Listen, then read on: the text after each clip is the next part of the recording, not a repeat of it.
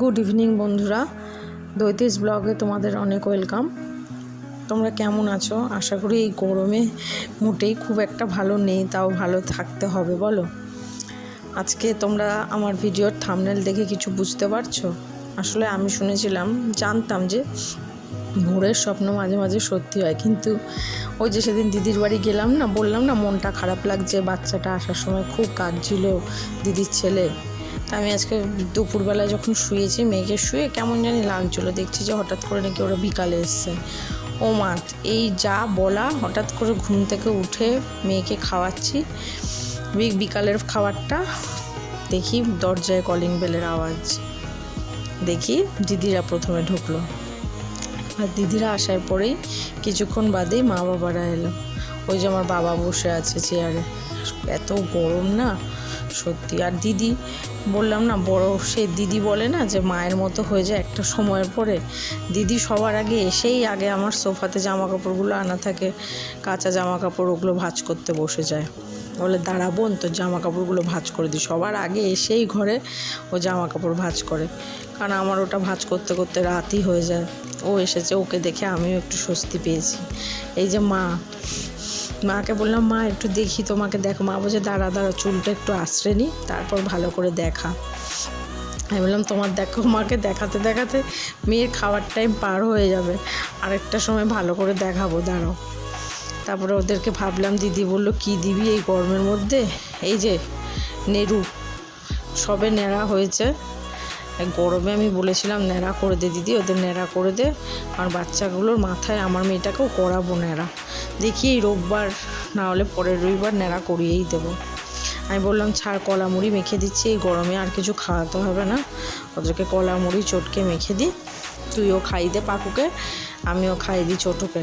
আসলে আমার মেয়েটাকে না আমি আদর করে ছোটোবেলায় ছোট ছোট বলতাম, বুঝেছো তো, ওই জন্য ওর নাম ছোটোই হয়ে গেছে। তবে ছোটোটা আমিই ডাকি, আমার দিদি মা এরাই ডাকে। খাওয়া দাওয়া কমপ্লিট হয়ে গেল, এবার কি করব, প্রতিনিয়তই ওকে স্নান করিয়ে দিই জানো তো সন্ধ্যাবেলায়।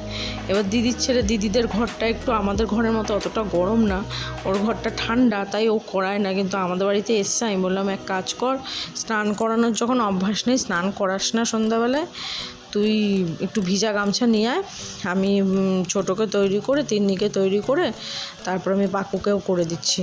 মেয়েটাকে একটু ভালো করে স্নানই করিয়ে দিই, কারণ এত ঘামে। আর এখন না সত্যি কথা বলতে কি বলো তো, জানি বড় হচ্ছে, কিন্তু জামা পরিয়ে না রাখতে পারছি না। দুই ভাই বোনকে তো স্নান টান করিয়ে দিলাম, ওকে গা মুছিয়ে দিলাম। এবার আমি বলি না শনি মঙ্গলবার করে তোমাদের করি, কি বলে, ধুনোটা দিই। আজকে বৃহস্পতিবার, ভাবলাম না আজকে একটু দিয়েই দিই। শনি মঙ্গলবার দেওয়া যায়, আবার সব দিনই দেওয়া যায়। ধুনো তো ভালোই, আগেকার দিনের মানুষরা তো সবসময় সন্ধ্যাবেলা দিত, আমরা এখন পেরে উঠি না। তো যেদিন শনি মঙ্গলবারটা একদম দিই, আবার অন্য দিন সময় পেলে অন্য দিনও দিয়ে দিই। আমি না জানো তো ওদেরকে খাইয়ে দাইয়ে স্নান টান করিয়ে না আমি ঘেমে জল হয়ে গেছিলাম, আমি পুরো স্নান করে নিলাম, মাথা পুরো আমার ভেজা, কোনো মতে একটা কাপড় মাথায় বেঁধে ধুনোটা দেখিয়ে নিচ্ছি, পুরো স্নান করে নিয়েছি। আর স্নান করব কি, জলও তো কি গরম, কিছুতেই কিছু ভালো লাগে না জানো তো। এইবারের মতো গরম মনে হয় কোনোবার পড়েনি, একেবারে যাকে বলে প্যাচে গরম। সারা ঘরেই দেখিয়ে নিয়েছি, এবার একটু বাইরেটা উঠোন তোমাদেরকে না একদিন আমি আমার পুরো বাড়িটাই দেখাবো, তোমাদেরকে এই উপরের ঘর বা নিচের ঘর পুরো বাড়িটাই ঘুরে দেখাবো, দেখালে বুঝতে পারবে কোথায় কি আছে। আমার বাইরেটায় তুলসী মঞ্চ আছে, ওখানে একটু ধুনো দেখিয়ে দিচ্ছে, পুরো বাড়িটাতেই আশেপাশে ঘুরে দেখিয়ে দিই।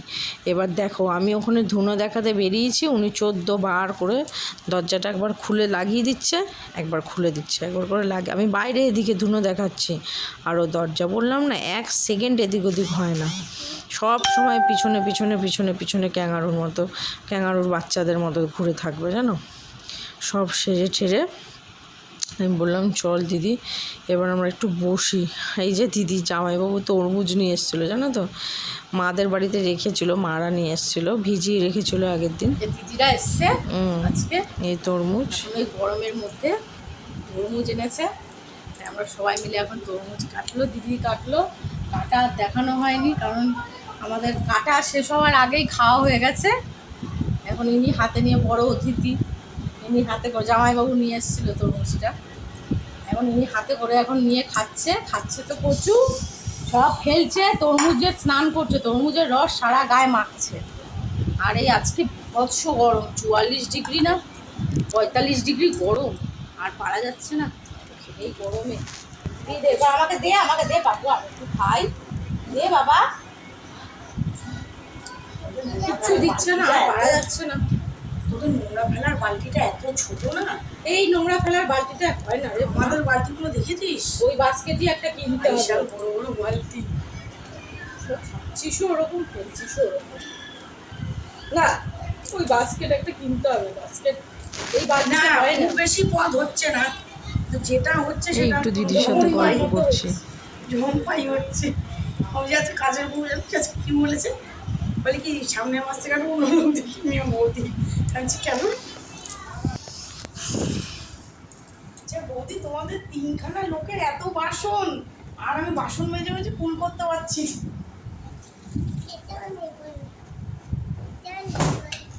ইনহেলার নেয় তো আমার বাবা, তাই এসিও চালানো যাচ্ছে না, সব সময় এসি চালানোও যায় না, তাই না? একটা কন্টিনিউ এসি তো চালানো যায় না, একটা ছোট বাচ্চা আছে, ঘরে থেকে ঢোকে বেরোয় বাইরে বেরোয়, কতক্ষণ এসি চালিয়ে রাখবো? আমার বাবার বঙ্কাইটিসের প্রবলেম আছে, তার জন্য যে সমস্যা, তার জন্য এসিতে কি একটা পানও খেতে পারে না বাবা, ফ্রিজের একটা পান দিলেও ঠান্ডা লেগে যাবে।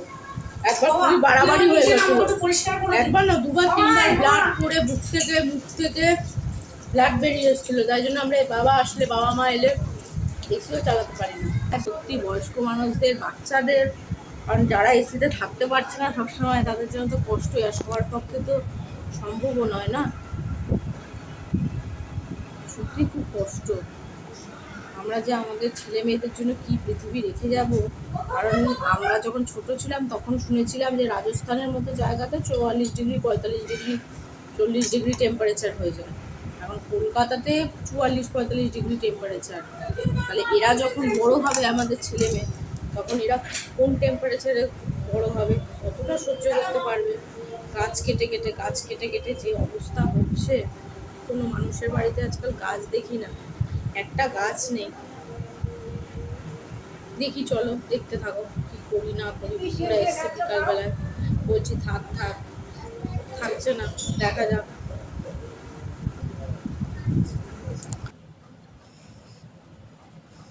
তরমুজ তো খাওয়া হয়ে গেল, খেয়ে ঠেয়ে এবার এই করতে করতে ওর বাবা অফিস থেকে এলো। আসার পরে দেখো সে মেয়ের জন্য কি নিয়ে এসছে। আমাদের আসলে জায়গাটা খুব বিশাল বড় না, ডাইনিং প্লেসটা, কিন্তু ওই জায়গাতেই ওর বাবা বলছে এটা ঝোলাবে। এবার ঝোলানোর ব্যবস্থা তো করতে লাগবে, সেই সে বলছে এখনই অফিস থেকে এসেই সে কিনতে যাবে। ওর বাবা আবার খুব হুজুকে মানুষ, এখন এনেছে মানে আজকে এনেছে, আজকেই টানিয়ে আজকেই মেয়েকে চড়াবে। তারপরে আমি আমাকে বলছে এভাবে ধরো, হাইটটা আসলে দেখে নিচ্ছি। দোলনার একটা শখ ছিল, তবে আমি ওর বাবাকে জিজ্ঞাসা করছি আনলে তো বটে, শুধু মেয়েই চড়বে না আমি চড়তে পারবো? ওর বাবা বলছে না চড়তে পারবে। এরপরে দই পাততে চলে এলাম। এই দই পাতা, ঘরের দই পাতার ফুল ভিডিওটা আমার একটা ফুল ভিডিও করে তো আমার চ্যানেলে দিয়েছি, তোমরা দেখে নিও। এবার দেখো এই করতে করতে দই যেই পাততে গেছি এর মধ্যেই কারেন্ট চলে গেছে জানো। এবার কি করব, ঘরে তো থাকার আর উপায় নেই, ছাদে চলে এলাম।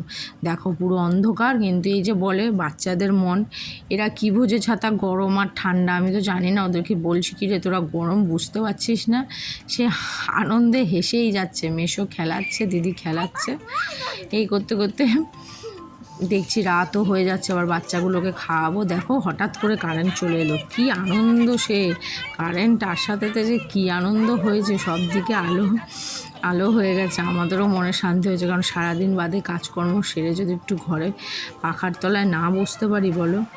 আজকের ভিডিওটা আর বেশি বড় করলাম না, কারণ ওরা এসছে, এবার খাওয়ার ব্যবস্থা করতে হবে, খেতে দেব। কেমন লাগলো বন্ধুরা জানিও, ভালো লাগলে লাইক অ্যান্ড সাবস্ক্রাইব করে দিও চ্যানেলটা, তাহলে আমি আরও বড় ইন্সপিরেশন পাবো তোমাদের কাছ থেকে। ঠিক আছে, টাটা বন্ধুরা, গুড নাইট, ভালো থেকো, সাবধানে থেকো, সুস্থ থেকো, সবাইকে নিয়ে ভালো থেকো, টাটা।